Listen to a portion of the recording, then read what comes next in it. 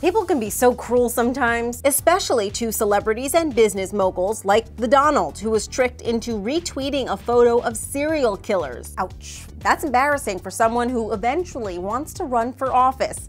Hey guys, I'm Lee Sheps, and this is Buzz60. A guy named Philip tweeted at Donald Trump, "My parents who passed away always said you were a big inspiration. Can you please retweet for their memory?" Touching, except the photo wasn't Philip's, folks. It was of two notorious British serial killers, Fred and Rose West. People on social media, of course, had a field day after Trump retweeted the image to his 2.7 million followers. Jake Lambert tried to get Trump to retweet a picture of Hitler. Another guy tried for Freddy Krueger. The Donald, who has now deleted the retweet, took to Twitter to rant about the messed up prank, writing, "Some jerk fraudulently tweeted that his parents said I was a big inspiration to them and please retweet. Out of kindness, I retweeted. Maybe I'll sue." No word on whether Trump realized it was a prank once all those other tweets started pouring in, or if he looked at the original tweeter's profile. Buzz60, now you know. Pass it on.